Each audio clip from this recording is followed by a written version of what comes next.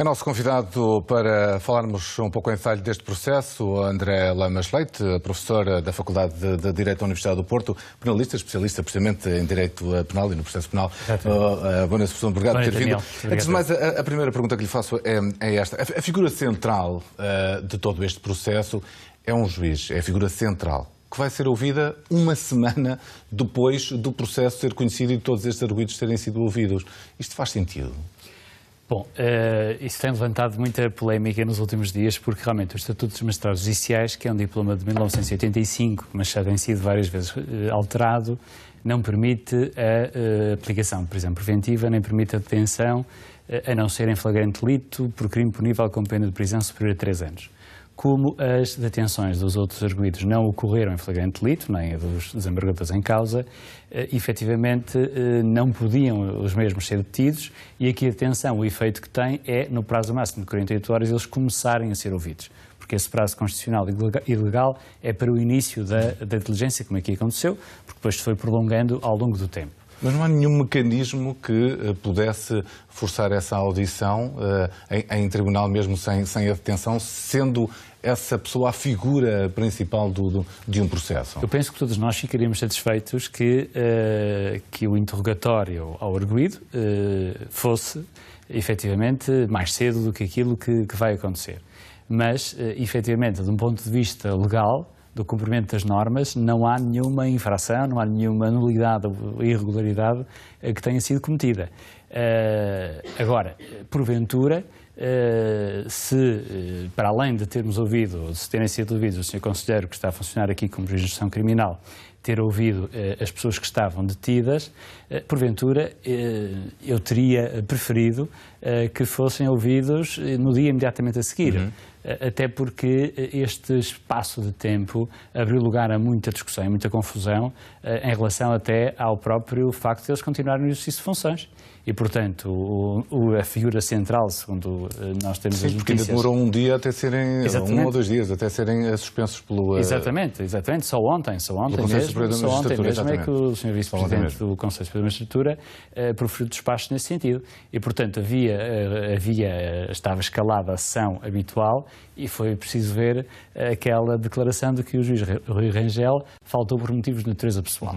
É que, ora, obviamente, na sequência de uma investigação, as pessoas são detidas, obviamente, para as privar da liberdade de poderem agir para, de alguma forma, manipular provas ou destruir ou contaminá-las, e, portanto, é por isso que elas são detidas, para tentar travar, de alguma forma, algo que com que possam prejudicar o processo.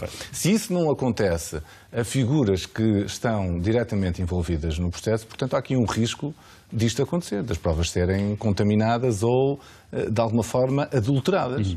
A detenção tem o efeito útil, que é este, que é, não tendo sido em flagrante delito, que não temos informação em relação a nenhum dos arguidos que tenha sido, o único efeito útil que ele tem é, como disse, privá-los temporariamente de liberdade para que sejam sujeitos a um juiz, e esse juiz vai determinar que medidas de coação processual é que lhes vai aplicar. Porque elas têm que ser aplicadas por um juiz, tirando o termo de identidade e residência. Ouvimos muitas vezes, saiu sujeito a tiro. Pois, mas isso é obrigatório, não é nenhuma novidade. Tem mesmo que ser assim. Portanto, em relação a este facto, e só essas medidas de coação processual, para além do TIR, para serem aplicáveis, é preciso que haja ou perigo de fuga, perigo de continuação de atividade criminosa ou perigo de perturbação do inquérito, nomeadamente destruição de provas, influência de testemunhas ou perigo de perturbação da ordem e tranquilidade públicas. Em abstrato, aquilo que o Daniel me perguntou pode ser possível de estar a ser realizado ou ter sido realizado neste intervalo de tempo até serem ouvidos. Mas também nós temos de ter noção que os órgãos de polícia criminal, nomeadamente a Polícia Judiciária, por certo, estão a montar uma vigilância policial, já tinham montado certamente há vários dias, e neste intervalo de tempo eu diria que os passos do principal implicado, neste caso no processo, estão a ser acompanhados.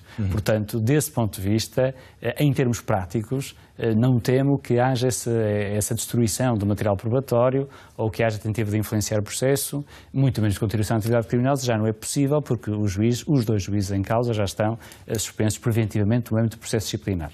Esta situação está a levantar, obviamente, algum debate, novamente. Acha que faz sentido levantar-se um debate para tentar perceber se há aqui algum favorecimento ou uma sensação de maior impunidade por parte dos juízes que possam estar envolvidos, obviamente, em situações ilícitas? Nós temos de não ceder ao populismo, não é? Nestas coisas e também não generalizarmos, porque, obviamente, não quer dizer que toda a classe agora dos magistrados judiciais estejam em causa. Mas eu acho que é um bom momento para nós refletirmos até que ponto é que estas imunidades e privilégios de foro, porque, por exemplo, este processo vai estar a ser acompanhado, os atos jurisdicionais em sede de inquérito por um juiz conselheiro, isso parece-me absolutamente compreensível, que seja porque, efetivamente, tem que ser um degrau acima, claro. Mas, efetivamente, a questão da prisão preventiva não ser possível nestes casos e não haver possibilidade de detenção em flagrante delito, nós, quando estudamos estas matérias, ensinamos aos nossos estudantes que não são só os magistrados que têm este tipo de imunidades, também os titulares principais de cargos de soberania, dos órgãos de soberania também têm, assim como as imunidades diplomáticas. E o que está aqui em causa é garantir a independência dos próprios magistrados, ou seja, que não haja aqui alguma interferência do Poder Executivo ou de outra pessoa qualquer que, através até de uma denúncia anónima, pudesse levantar a possibilidade de aplicação de uma medida tão gravosa como esta para que isso acontecesse. Mas não se avança para um processo destes, obviamente, nomeadamente com juízes, sem haver fortes indícios. Aliás, as próprias buscas, porque já lá vamos falar, foram acompanhadas por um juiz do Supremo. Exatamente. Portanto, ou seja, há medidas que estão previstas na lei já que se coadunam exatamente com a figura que está a ser investigada. Neste caso, um juiz. Ora, não deveria haver também medidas então especiais para que, de facto, nesse caso, pudesse ser privado de liberdade igualmente para a investigação. Daniel, ou seja, isso poderia estar previsto na lei. Claro, Daniel, é hipótese, não é? Daniel, eu confesso-lhe que aí, até há bem pouco tempo, antes disto tudo eclodir, tinha a opinião que é comum na doutrina e na jurisprudência que havia uma justificação que tinha que ver, lá está, com a tal ideia de garantir a independência dos juízes e o próprio prestígio no desempenho das funções. Mas nós pensava que uma situação destas, porque eu me lembro, é a primeira vez que isto acontece em Portugal. E obviamente que ainda estamos, enfim, com a pressão da inocência e tudo isso, todos sabemos disso. Mas, e portanto, as coisas foram feitas para um sistema, digamos assim, de normalidade. Agora, eu também hoje em dia começo a achar, e daí a necessidade, começo a achar que esta norma do 16, número 1 dos Estatutos dos Magistrados Judiciais já não tem sentido. E, portanto, parece-me que em futura revisão legislativa, embora nestas coisas nunca é boa conselheira legislar a quente. A quente, exatamente. Mas eu defendo que, efetivamente, esta norma deve ser revogada e que devem também poder ser detidos, mesmo que não seja em flagrante delito, tal como o outro cidadão. Exatamente porque estamos a falar, ainda por cima, em crimes supostamente cometidos no exercício por causa das funções. Claro.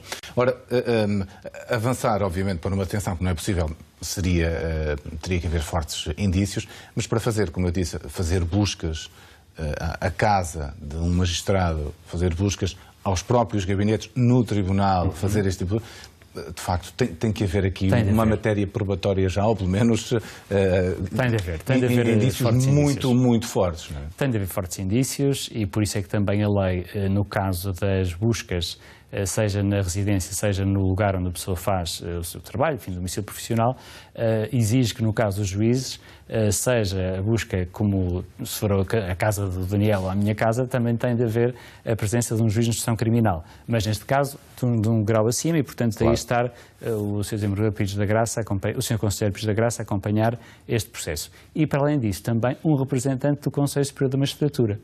Portanto, e daí também alguma perplexidade na forma como o Conselho Superior da Magistratura demorou estes dias, não foram muitos, mas enfim, foram alguns, supostamente porque estava à espera de havia uma tramitação burocrática para ser feita. Doutor, deixe-me perguntar-lhe isto agora. Não parece também que fosse uma justificação credível. Mas pronto, mas que é importante tentarmos perceber. O que está em causa aqui também é a manipulação, de alguma forma, dos acórdãos, das decisões judiciais. É possível processos que tenham sido decididos serem reabertos agora em função, se vier a provar que houve manipulação? quem tenha sido alvo de um acórdão destes juízes poderá pedir uma reabertura do processo? É possível isso? Ainda hoje li na imprensa que o João Vieira Pinto já anunciou que poderá fazer exatamente isso. Sim, nós temos um recurso, vamos lá ver, para as pessoas que nos estão a acompanhar lá em casa. As decisões ficam firmes no ordenamento jurídico, portanto são inatacáveis a partir do momento em que dizemos nós transitam em julgado. Portanto, ou seja, não é interposto recurso, um processo penal de 30 dias depois da decisão ser notificada. Mas há dois tipos de recursos extraordinários, exatamente aqueles que são interpostos depois do trânsito em julgado. Neste caso é o chamado recurso de revisão.